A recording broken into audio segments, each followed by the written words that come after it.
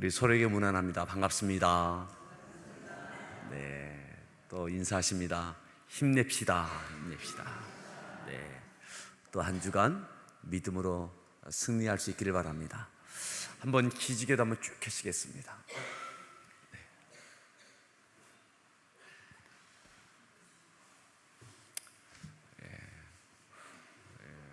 오늘 아침은 좀 선선합니다. 그죠? 오늘 말씀의 제목을 함께 따라하겠습니다. 그리고 다음날 아침. 그리고 다음날 아침.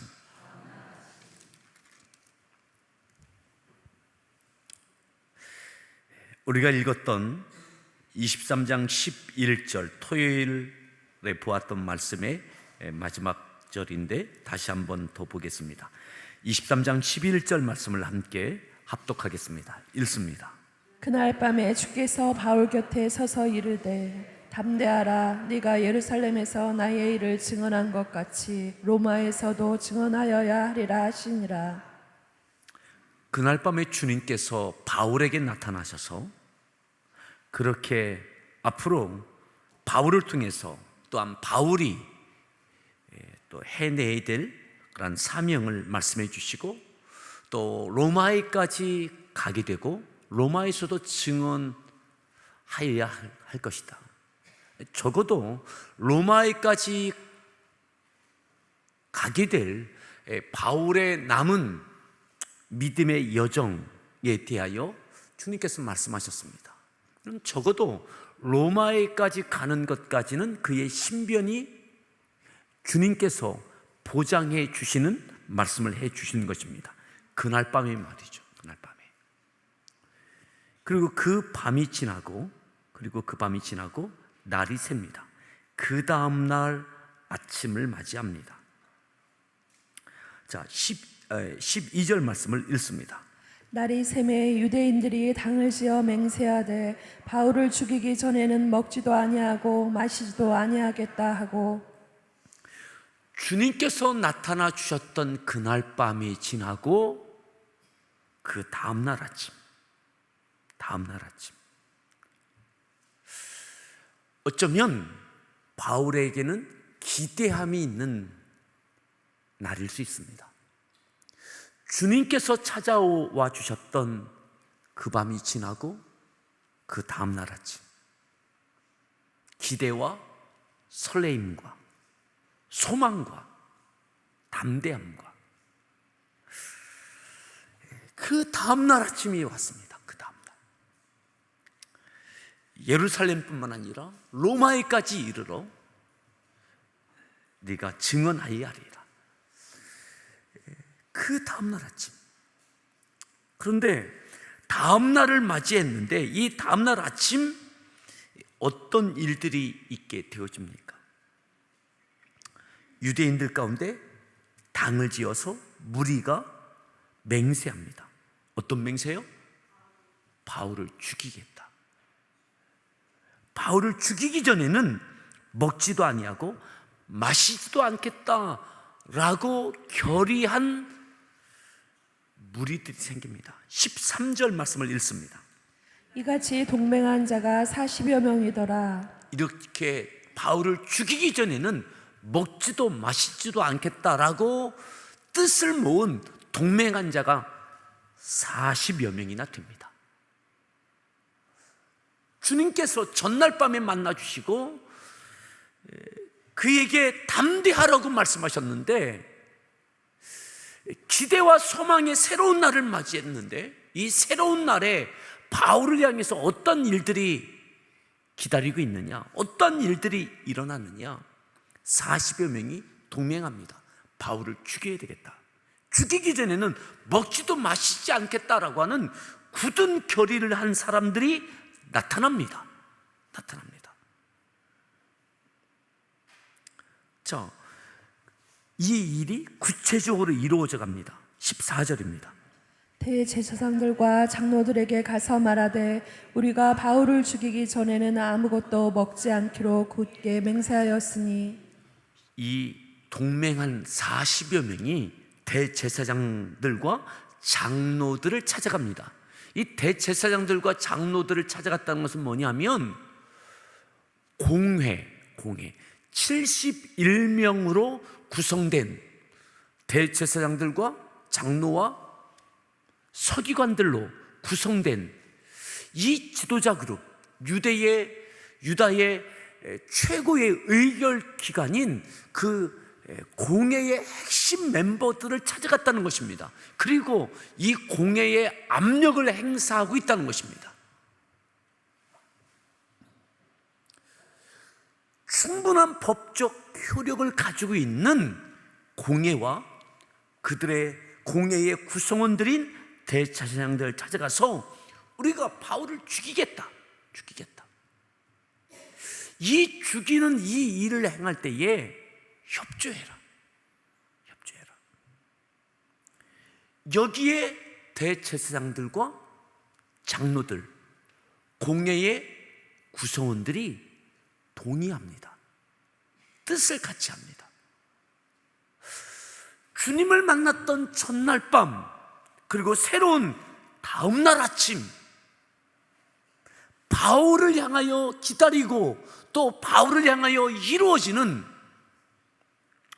일들은 이와 같이 공모였습니다. 그를 죽이기로 긴장되고 조직적으로 그들이 힘을 합해서 바울을 죽이고자 합니다. 사랑하는 성도 여러분, 주님과 함께 담대하게 새롭게 무언가 하려고 하고 결의에 찬 믿음의 결단을 갖고 앞을 향하여 나아가는데 그 다음날, 그 다음의 발걸음 가운데 나를 향하여 기다리고 있는 것이 때로는 조직적인 힘을 가진 사람들이 결의하고 동맹하고 나를 향하여 대항하고, 아니 죽이기로 원수 취급하는 일들이 구체적으로 이루어지고 있습니다. 한두 사람이 아니고 당시에 이스라엘은 가장 막강한 법적 효력을 가지고 있는 공회까지 뜻을 합하고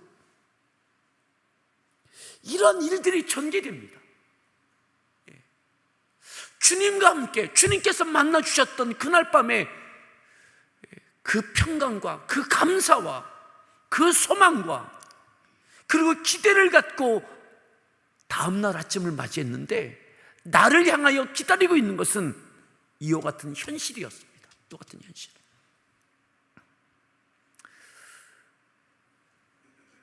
자, 15절 말씀을 더 읽습니다. 이제 너희는 그의 사실을 더 자세히 물어보려는 척하면서 공회와 함께 천부장에게 청하여 바울을 너희에게 데리고 내려오게 하라. 우리는 그가 가까이 오기 전에 죽이기로 준비하였노라 하더니 아주 구체적인 계획을 세웁니다. 그리고 함께 공조를 합니다. 범죄를 공조합니다. 바울을 죽이는 일을 구체적으로 공조합니다. 대제사장들과 장로들에게 공회의 이름으로 그를 가까이 오게 하면, 천부장에게 청하여 가까이 오게 하면, 그러면 도착하기 전에 우리가 중간에서 바울을 죽이겠다. 자, 16절 말씀 읽습니다. 바울의 생질이 그들이 매복하여 있다함을 듣고 와서 영내에 들어가 바울에게 알린지라. 17절 바울이 한 백부장을 청하여 이르되 이 청년을 천부장에게로 인도하라. 그에게 무슨 할 말이 있다 하니 18절 천부장에게로 데리고 가서 이르되 죄수 바울이 나를 불러 이 청년이 당신께 할 말이 있다 하여 19절 데리고 가기를 청하더이다 하매 천부장이 그의 손을 잡고 물러가서 조용히 묻되 내게 할 말이 무엇이냐. 20절 대답하되 유대인들이 공모하기를 공모하기를 그들이 바울에 대하여 더 자세한 것을 묻기 위함이라 하고 내일 그를 데리고 공회로 데려오기를 당신께 청하자 하였으니 21절 당신은 그들의 청함을 따르지 마옵소서. 그들 중에서 바울을 죽이기 전에는 먹지도 않고 마시도 않기로 맹세한 자 40여 명이 그를 죽이려고 숨어서 지금 다 준비하고 당신의 허락만 기다리나이다 하니. 놀랍지 않습니까? 바울에게 평강과 소망의 밤이 지나고 주님과 지냈던 하룻밤이 지나고 설렘과 소망의 새로운 아침을 맞이했습니다. 그리고 그 다음날 아침이 됐습니다. 그런데 그 다음날 아침에는 바울을 향하여 위기가 찾아옵니다. 긴장된 일이 전개됩니다. 공회와 결탁한 바울을 구체적으로 죽이려고 하는 계획들이 이루어져 갑니다.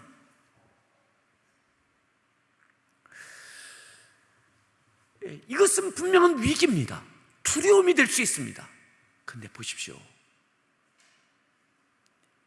그 중에 어떻게 들었는지, 어떻게 이렇게 되어졌는지 바울의 생질이 그 공모하는 일을 듣게 됩니다. 마치 이삭이 노년에 에서를 불러서 너는 나를 위하여 사냥하여 내가 즐기는 음식을 만들어 와라. 그러면 내가 그 음식을 즐겁게 먹고 내가 너에게 마음껏 축복하게 하라. 이삭은 에서를 조용히 불러서 그렇게 이야기했습니다. 하나님의 뜻이 어그러지는 것 같은 위기입니다. 그런데 이것을 어떻게 들었는지 리브가가 듣습니다. 그 시간에 우연히, 아니요, 뜻과 섭리 가운데, 그 위기 가운데 리브가가 듣습니다. 에서가 사냥하는 나간 사이에 야곱에게 불러서 네가 염소 2마리를 잡아와라. 내가 네 아버지가 좋아하는 음식을 내가 만들어 줄 테니 네가 네 형을 대신해 들어가서 축복을 받아라.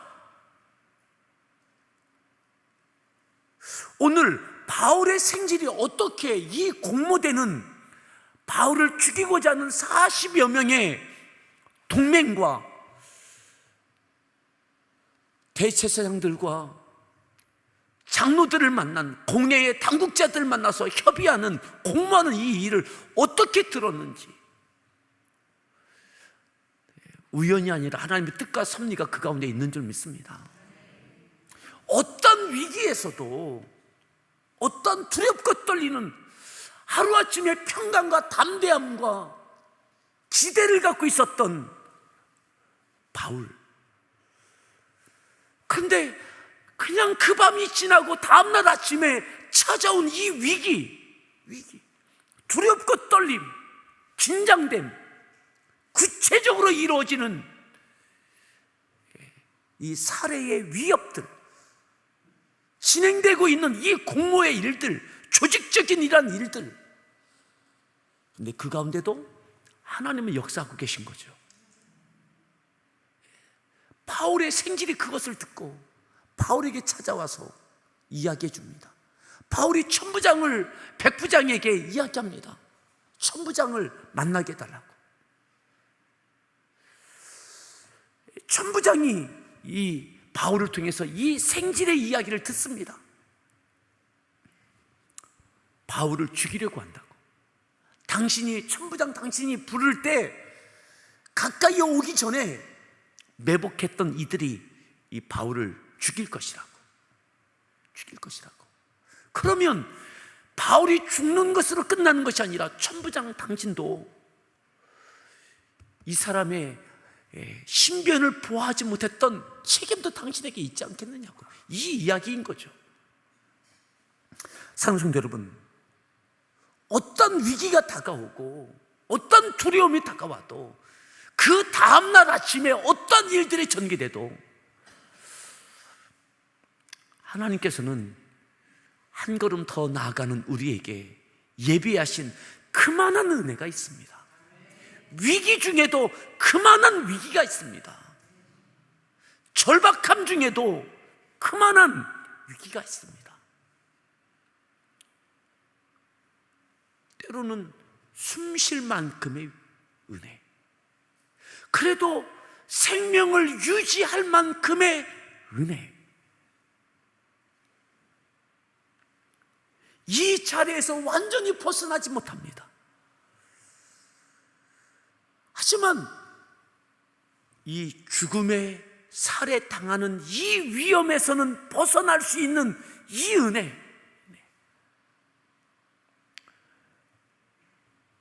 사랑하는 성도 여러분, 담대하십시오. 주님께서 그 전날 밤에 바울아 담대하라, 네가 예루살렘에서 뿐만 아니라 로마에서도 복음을 증언하게 될 것이다.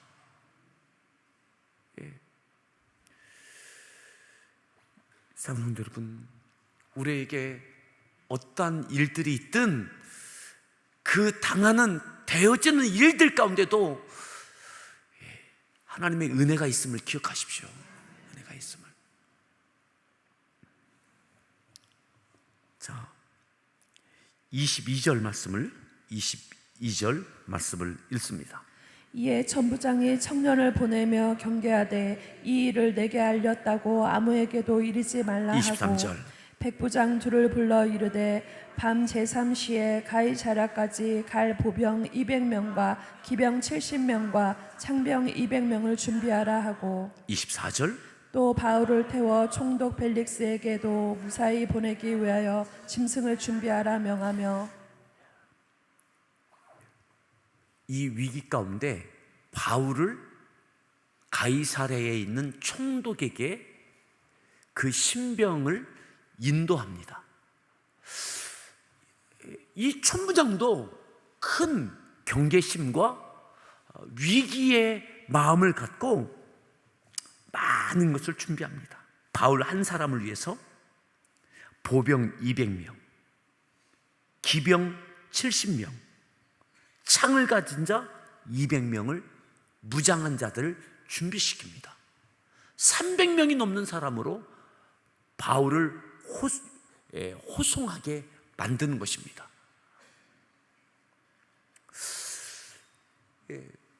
살해당하는 위기였지만 생기를 통하여 듣게 되고 이것이 천부장에게까지 전달되어지고 이것을 받아들입니다. 믿습니다. 그냥 무시하지 않습니다. 이것 또한 하나님의 은혜인 줄 믿습니다. 무슨 말이냐? 그냥 무시하지 않아요. 그것을 귀담아 듣습니다. 그래서 300여 명의 무장된 군인을 준비시켜서 이 바울을 가이사랴 총독에게 신병을 인도합니다. 무슨 말이냐면 생명을 유지시켜서 보호해 주는 것이죠. 자, 그 다음에 보겠습니다. 25절입니다. 또 이 아래와 같이 편지하니 일렀으되, 그리고 벨릭스에게, 총독 벨릭스에게 편지도 씁니다. 써서 보냅니다. 26절. 클라우디오 루시아는 총독 벨릭스 각하께 문안하나이다. 27절. 이 사람은 유대인들에게 잡혀 죽게 된 것을 내가 로마 사람인 줄 들어 알고 군대를 거느리고 가서 구원하여다가 28절. 유대인들이 무슨 일로 그를 고발하는지 알고자 하여 그들의 공회로 데리고 내려갔더니, 자, 그리고 벨릭스 총독에게 천부장이 바울에 대해서 어떻게 생각하고 있는지가 그 다음 절에 나오는데, 바울에 대한 천부장의 지금까지 이 집단 구타당하는 현장에서 구출해내고 또 그가 신문하고 백성 앞에 말하는 것을 다 듣고 또 공회에서 이 바울에 대하여 평가하는 것과 이 모든 것을 종합해서 신병을 인도하면서, 총독에게 인도하면서 바울에 대해서 이렇게 정리합니다. 이렇게 정리합니다. 어떻게 정리해서 보내느냐? 자, 29절 말씀 읽습니다. 고발하는 것이 그들의 율법 문제에 관한 것뿐이요 한 가지도 죽이거나 결박할 사유가 없음을 발견하였나이다. 한 가지도 이 바울이 죽이거나 결박할 사유가 없습니다. 결박할 사유도 없습니다. 한 가지도 죽일 만한 죄도 없고 결박해 놓을 만한 죄도 없습니다. 다만 율법에 대한 것입니다. 유대인들, 이스라엘 백성들 신앙적인, 교리적인, 율법적인 문제인 거지 범죄한 것이 아닙니다. 이것은 신앙적 차원에서 교리에 대한 것이지 범죄한 내용은 없습니다. 결박할 만한 것도 없고 죽일 만한 것도 없습니다. 이것이 천부장이 바울을 향하여 지금까지 되어졌던 모든 것들을 종합해서 보고서처럼 편지를 써서 군사들에게 이 총독에게 보내면서 보낸 편지 내용이 바로 그러한 핵심 내용인 것입니다. 사랑하는 성도 여러분, 하나님께서는 어떤 위기에서도 은혜되게 하심이 있음을 기억하십시오. 모두가 그를 죽이려고 합니다. 근데 하나님께서 누군가를 통해서 그를 살리는 역사가 있고요, 조직적으로 압박해오고 이렇게 하고 있지만 또한 하나님께서는 또다시 누군가를 통해서 이렇게 하나님께서 이루실 일들을 이루어가고 계심을 기억하십시오. 두려워하지 마십시오. 무슨 일을 당하든 어떤 위기가 있든 조직적으로 아무리 많은 사람들이 어떻게 하든 그 중에도 하나님께서는 은혜되게 하시는 일들이 있음을 기억하십시오. 모두가 나의 원수처럼 대한다 할지라도 그 중에 또한 하나님께서 준비하신 나에게 은혜되게 하시는 사람이 있음을 기억하십시오. 은혜되게 하시는 사람이 있습니다. 바울의 생질처럼, 그리고 이 천부장처럼 말이죠. 천부장처럼 하나님께서 은혜되게 하시는 사람이 있는 거죠.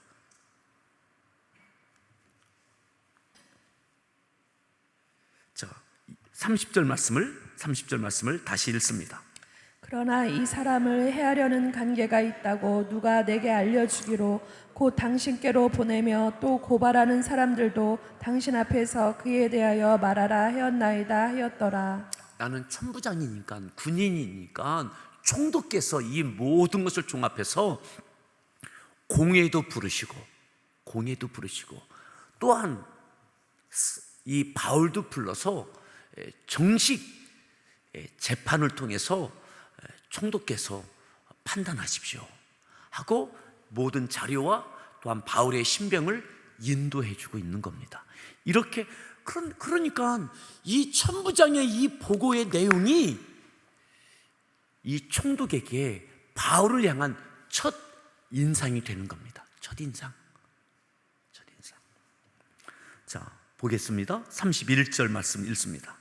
보병의 명을 받은 대로 밤에 바울을 데리고 안디바드리에 이르러 32절, 이튿날 기병으로 바울을 호송하게 하고 영내로 돌아가니라. 33절, 그들이 가이사랴에 들어가서 편지를 총독에게 드리고 바울을 그 앞에 34절. 세우니 총독이 읽고 바울더러 어느 영지 사람이냐 물어 길리기아 사람인 줄 알고 35절. 이르되 너는 고발하는 사람들이 오거든 내 말을 들으리라 하고 헤롯궁에 그를 지키라 명하니라. 그래서 밤에 호송하여 다음 날 도착하게 되어지고, 그리고 가이사랴에서 총독이 이 바울을 첫 대면하는 장면까지 오늘 보았습니다. 오늘 말씀을 맺습니다. 기억하십시오. 내가 믿음으로, 평강으로, 담대함으로, 기대함으로 시작했지만 분명히 주님께서 그날 밤에 내게 말씀하시고 담대하라 하셔서 담대함이 있었는데 그 다음날 아침에 나에게 위기와 원수들 같은 이들이 일어나고 나를 죽이려고 하고 조직적으로 그 일들이 전개된다 할지라도 하나님께서는 그 위기 가운데도 은혜되게 하심이 있음을 기억하십시오. 모두가 내 원수처럼 대한다 할지라도 그 중에도 내게 은혜로 대하는 사람을 하나님께서 준비시켜 주셨음을 신뢰하십시오. 40여 명이 나를 죽이려고 했는데 하나님께서는 또한 천부장을 통해서 300여 명의 무장된 군인을 통해서 바울의 생명을 보호하시고 총독에게 인계하는 이 모든 과정 가운데 하나님의 역사하심이 있음을 기억하십시오. 우리의 믿음의 인생 가운데 주님과 동행하며 때로는 질병으로, 때로는 사업적 위기로, 때로는 가정에서, 때로는 어디에서 어떤 위기가 있어도 그 가운데도 하나님의 은혜되게 하심이 있음을 믿고 발걸음을 내디디십시오.